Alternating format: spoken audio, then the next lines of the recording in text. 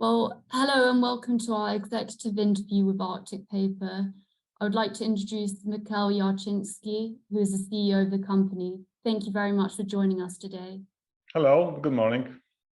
So let's get started straight away. So firstly, how do recent trends such as the development of electronic media and digitisation affect the paper and pulp industry and Arctic Paper? It's a significant trend and also significant impact, not only for human as well for the business. We see already that since several years that human behavior is a little bit changing. The people are moving more to the electronic media, to e-books, electronics, books, audiobooks. But still, fortunately, still the demand for the printed material, especially for the books, is very high. And it seems that, of course, for some printing product like newsprint, magazines, we see a significant drop regarding the demand. But fortunately for our segment, it seems that we are quite fine. And it seems that even for the last 10, 15 years, the demand in Europe for the book paper is quite stable. We already decided to be present only in the dedicated segment, which is so-called premium book paper. And Europe is roughly between 120 to 140,000 tons per year.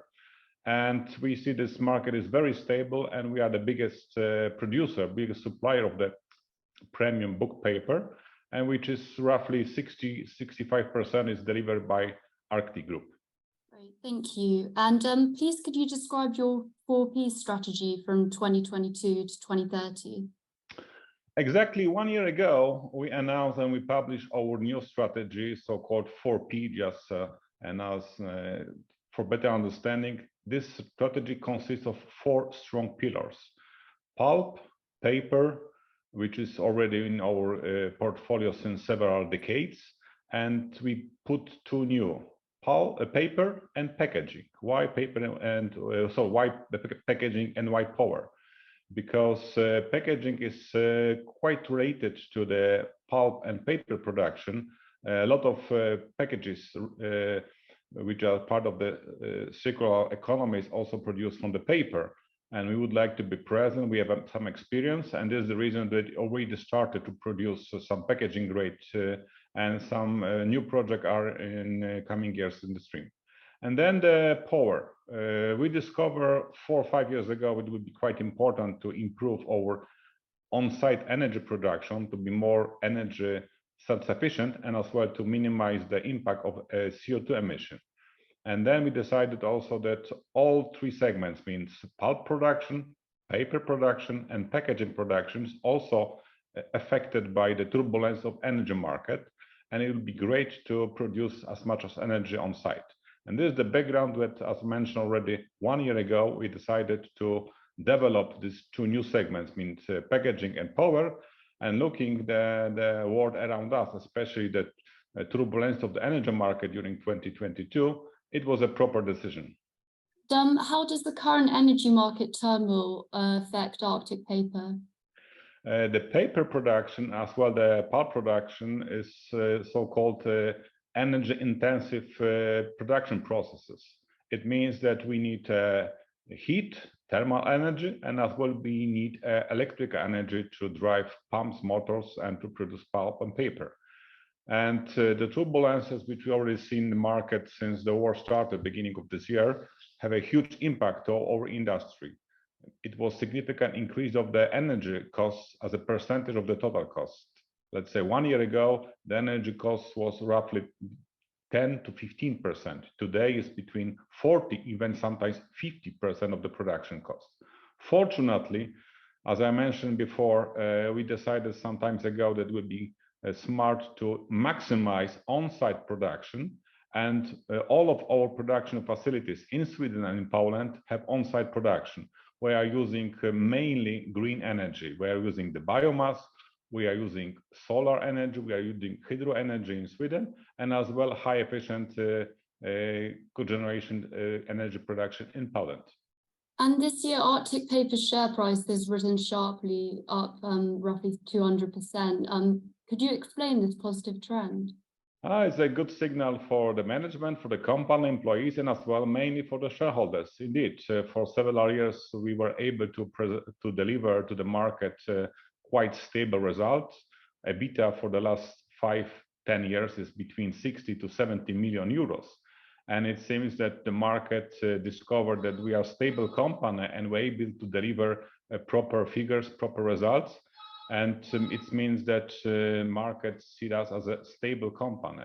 And I'm very happy that we noticed that our share price rise by close 185% since 1 year. And please, could you provide an overview of the paper and pulp industry and how it is expected to develop over the next few years?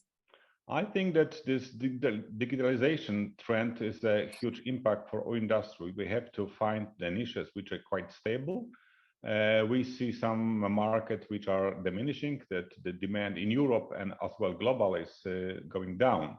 And due to this reason, they decided we would like to make some kind of more specialty product. For example, now our R&D activities are focused regarding packaging grade with some kind of paper with some barriers as a wet, thermo and grease-proof products.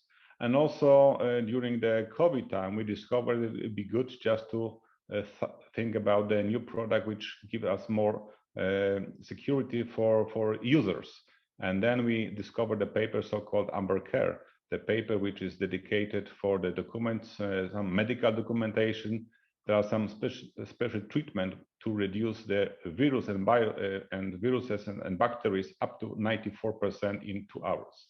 And also we see that digitization trend has some impact regarding the increasing demand for the paper for digital ink, digital printing. And we also the producer of such products. Great. And with a strong focus on ESG currently, how do you plan to develop in terms of renewables? We already decided that Arctic should be carbon neutral in 3 segments by 2030 and as a whole group by 2035. We already created our roadmap just to maximize the on-site energy production. We also switched recently, a month ago, we start a new biomass boiler in Sweden just to avoid to burn a natural gas. And it seems that CEG and SAG activities and as well environment aspect has a huge priority on our list. And it seems that we would like to be perceived as an environmental friendly company. And our main product, main material for our production, in fact, is a fiber. Fiber comes from the well-managed forest, and it's a part of the circular economy. That I think that even digitalization trends give us an option to find a good market share regarding stable production and stable result for the future. And lastly, what is the company's current financial position? 2022 is the one or even the best year in our history. Our results are growing significantly even compared to the year 2020 and 2021. Both of these years were quite good. We were able to deliver last year the EBITDA of 71 million euros, and this year will be significant higher result. And also we see that some kind of recession could come in coming years, coming months. Nobody knows what will happen regarding the war on the east part of Europe. And also we see the inflation cost, some general problem regarding global trade. And we would like to be well prepared for the turbulent time. And it was decision just to minimize our debt. We are very strong, we have a very strong balance sheet. Even today, we are the debt-free company that it seems that from one side, we are well prepared for turbulent times, but as well, we have the capabilities to borrow the money for incoming investment, especially on the packaging and the energy sector. Great. Well, thank you so much for your time. Thank you very much.